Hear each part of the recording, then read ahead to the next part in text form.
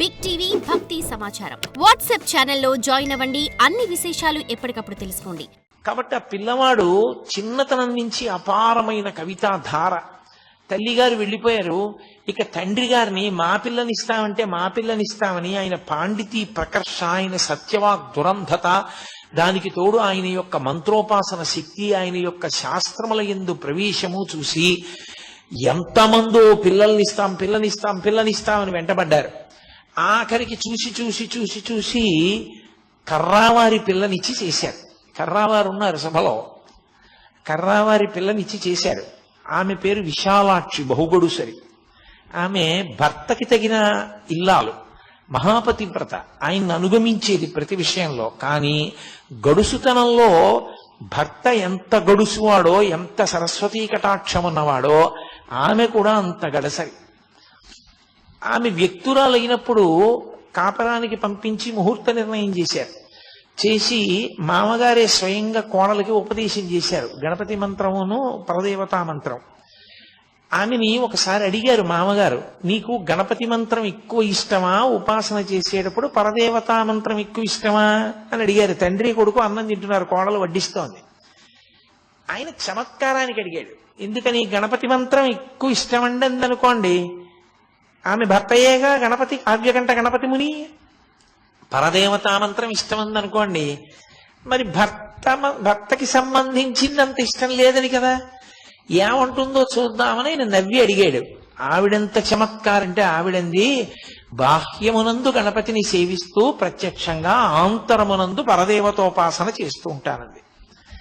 అమ్మో, చాలా గడసరి కోడలే వచ్చింది అని నరసింహశాస్త్రి గారు చాలా పొంగిపోయారు. ఆయన పెళ్ళయిందంటే 3 ఏళ్లు తేడా ఇద్దరికి. పెళ్లి అవగానే కాళిదాస మహాకవి రచించినటువంటి మేఘ సందేశం ఎంత ప్రౌఢంగా ఉంటుందో అలా భృంగ సందేశము అని చెప్పి ఒక కావ్యాన్ని రచించి భార్య పేరు మీద తన గురువుగారికి చూపిస్తే, తెల్లబోయాడు గురువుగారు. ఇంత అద్భుతమైన పాండిత్యంతో ఇంత చిన్న వయస్సులో ఇంకా సంసారమే మొదలు పెట్టలేదు, భార్య మీద ఇంత గొప్ప కవిత్వం ఎలా చెప్పావురా నువ్వు అని చెప్పి, అది మేఘ సందేశం, ఇది భృంగదూతము అని రచించారు ఆయన. అంతటి మహాపండితుడు ఆయన. యాత్రకు బయలుదేరి వెళ్ళారు. ఒకప్పుడు నేను మీతో మనవి చేశాను కదా, పరమేశ్వరుడు ఎవరిని ఎందుకు పుట్టించాడో ఆ కార్యక్రమానికి తగినటువంటి ప్రేరణ చిన్నతనంలోనే ప్రారంభం అవుతుంది, ఏదో కారణానికి. మీరు చూడండి, అందుకే పరమేశ్వరుడు అందున మహాపురుష జననం జరిగినప్పుడు వారు ఎందుకు పుట్టారో పరమేశ్వరుడికి తెలుసు. ఆయన అటువైపుకు వెళ్ళిపోవడానికి కావలసినటువంటి లక్షణములు పుట్టుకతోటే వచ్చేస్తాయి. అవే పునాదిగా ఆ వ్యక్తి అటువైపుకి చేరిపోతాడు. ఆయనకి తీర్థయాత్ర, తపస్సు, భగవద్దర్శనము ఇవి చాలా ఇష్టం. ఆయన బయలుదేరి కాశీపట్టణానికి వెళ్ళారు. కాశీపట్టణంలో మేనమామ గారి ఇంట్లో ఉన్నారు. ఉన్నప్పుడే ఒక విచిత్ర సంఘటన జరిగింది. బెంగాల్ దేశంలో నవద్వీప్ అని ఒక ప్రాంతం. ఆ నవద్వీప్లో హరిమంటపము అని ఒక మంటపం. ఆ మంటపంలో ప్రత్యేకంగా ప్రతి సంవత్సరం అపారమైనటువంటి పాండితీ ప్రకర్ష కలిగినటువంటి విద్వాంసుల్ని తీసుకొచ్చి వాళ్లతో చర్చించి, అపారమైన శక్తి ఉన్నవాడు, అంతటి కవన శక్తి ఉన్నవాడు అన్న వాళ్ళకి కావ్యకంఠ అన్న బిరుదిస్తూ ఉంటారు. వాళ్ళు దక్షిణ దేశం వైపు నుంచి, అంటే ప్రత్యేకించి ఆంధ్రదేశం అటువైపు నుంచి వచ్చిన వాళ్ళంటే వాళ్ళ దృష్టిలో పెద్ద పాండిత్యం ఉన్నవాళ్ళు కారని వాళ్ళకు ఒక అపోహ ఉండేది. అందుకని ఎవరిని అసలు దగ్గరికే రానిచ్చేవారు కాదు. అందులో అంబికా దత్తు అని ఒక ఆయన ఉండేవాడు. ఆయన ఆధ్యక్షం వహిస్తుండేవాడు ఆ సభకి. ఆయనకి సింహం అని పేరు సంస్కృత భాషలో. అంతటి మహానుభావుడు. కాబట్టి ఆయన దగ్గర పరీక్షకి నిలబడి ఆ బిరుదం పొందడం అంటే అంత తేలిక విషయం కాదు. నిన్నగాక మొన్న పెళ్ళైన పిల్లాడు. ఈయన గణపతి ముని ఆ బిరుదం కోసం అని చెప్పి నవద్వీప్లో ఆ హరిమందిర ప్రవేశం చేశారు. చాలా కష్టపడ్డారు దానికోసం. ఆయన ఆ లోపలికి వెళ్ళడం అంత కష్టమైందంటే, ఇప్పుడు నేను కావ్యకంఠ గణపతి ముని యొక్క జీవితాన్ని పూర్తిగా విచారణ చేయడం నా ఉద్దేశ్యం కాదు. ప్రధానం ఏమిటంటే అరుణాచలంతో సంబంధం గురించి మాట్లాడడం. అందుకని నేను ఆ విషయాల్ని దాటవేస్తున్నాను. ఆయన కొన్ని సమస్యాపూరణాలు ఇచ్చాడు. చాలా మీరు ఎప్పుడైనా చదివితే అసలు నిజంగా పిల్లవాడు ఇలా ఎలా నిలబడ్డాడు, ఎలా మాట్లాడాడరా అని చాలా ఆశ్చర్యం వేస్తుంది. అంత గొప్ప గొప్ప సమస్యాపూరణాలు ఇచ్చారు. అవలీలగా వాదించాడు.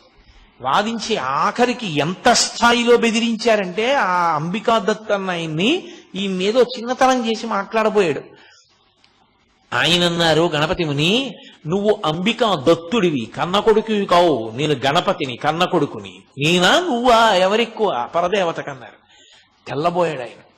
ఆఖరికి ఆ సంవత్సరం ఈయన యొక్క కవితాధార చూసి కావ్యకంఠ అన్న బిరుదు ఈ పిల్లవానికి ఇచ్చారు. దాంతో ఈయన యొక్క యశశ్చంద్రికలు అంతటా వ్యాపించడం మొదలుపెట్టాయి.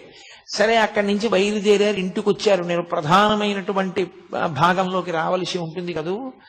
ఆయన బయలుదేరి దక్షిణ దేశానికి యాత్రకు వచ్చారు. వచ్చి కాంచీపురం వెళ్ళి కాంచీపురంలో కొన్ని కోట్ల పర్యాయములు శివ శక్తి సంబంధమైనటువంటి మంత్రములను జపం చేశారు. జపం చేసి ఆయన అక్కడి నుంచి అరుణాచల క్షేత్రానికి వచ్చారు. వచ్చి అరుణాచల క్షేత్రంలో అపితకుచాంబ అరుణాచలేశ్వరుల ముందు నుంచి వెళ్ళాలి. స్మార్తులకు నియమం ఏమిటంటే ముందు పరమేశ్వర దర్శనం చేసి అమ్మవారి దర్శనం చేస్తారు. అంతేకాని ముందు అమ్మవారి దర్శనం చేసి అయ్యవారి దర్శనానికి వెళ్ళరు. కానీ కావ్యకంఠ గణపతి మునికి అన్నీ తెలుసున్నా ఆ రోజు ఆయన ఎందుకో ముందు అపితకుచాంబ దర్శనానికి వెళ్ళారు.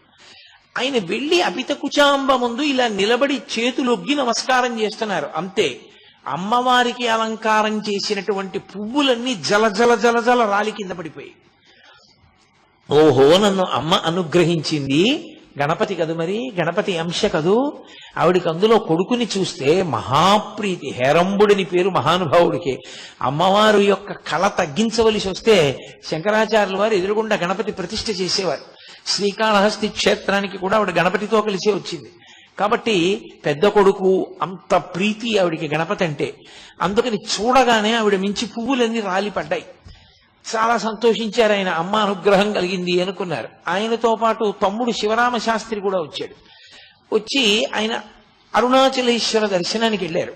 అప్పటి వరకు తీర్థయాత్రలలో ఎన్నో దేవాలయాలకు వెళ్ళారు, ఎన్నో దర్శనాలు చేశారు. కానీ అరుణాచలేశ్వరుడి ముందు ఇలా నిలబడేటప్పటికీ ఆయన ఒంట్లో పులకాంకురాలు వచ్చాయి.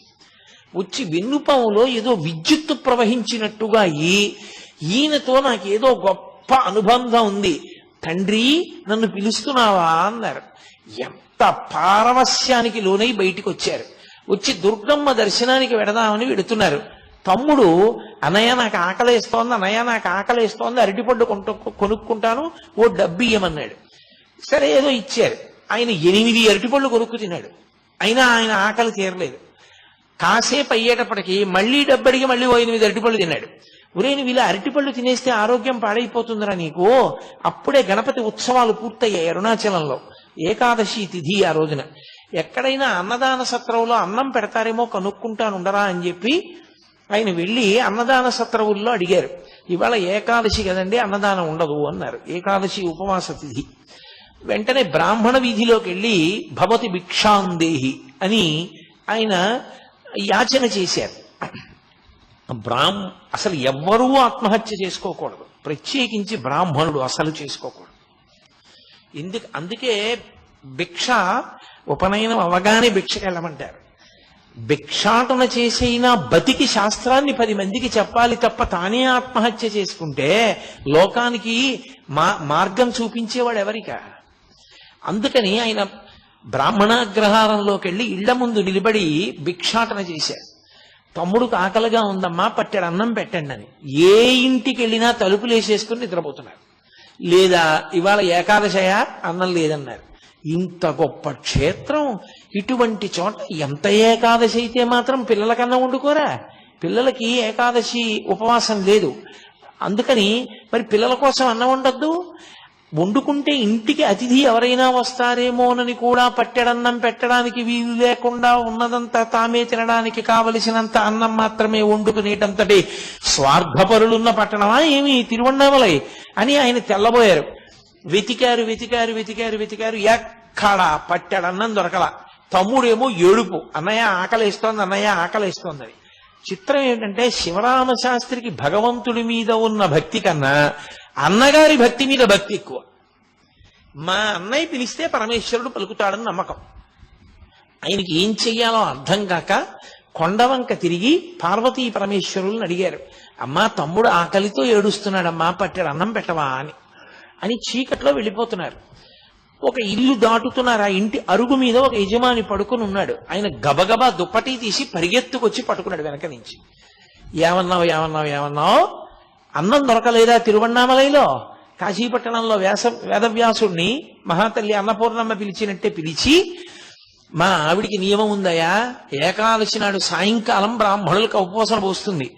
ఎవ్వరు ఇవాళ ఏకాదశి, పైగా గణపతి నవరాత్రి ఉత్సవాలు పూర్తయ్యాయి, ఇవాళ ఎవరు వస్తారయా భోజనానికి, మేము రామని చెప్పి ఎవ్వరు ఏ బ్రాహ్మణుడు రావడానికి ఇష్టపడలా. నువ్వు నీ తమ్ముడు బ్రాహ్మణులు, ఎంత అదృష్టమయ్యా, వెతికి వెతికి వెతికి వెతికి వేసారి నేను అరుగు మీద పడుకున్నా, రా అన్నం పెడుతుంది మా ఆవిడన్నారు. లోపలికి వెళ్ళారు. ఒక మహాతల్లి వచ్చింది, అరిటాకు లేచింది. వీళ్ళిద్దరూ ఆ బట్టలు విప్పేసేసి ఓ తడిగావంచా ఒకటి కట్టుకుని ఆవిడిచ్చిన మడిబట్ట పుచ్చుకుని ఆ మడిబట్ట కట్టుకుని భోజనానికి కూర్చున్నారు. పరిశేచన ఔపోసన వేశారు, ఔపోసన పుచ్చుకున్నారు. షడ్రసోపేతమైనటువంటి విందు పెట్టింది ఆవిడ. చక్కగా ఇద్దరు భోజనం చేసేశారు. తాంబూలం దక్షిణ కూడా పెట్టించింది ఆవిడ. తీసుకున్నారు. For more videos like this, subscribe Big TV channel.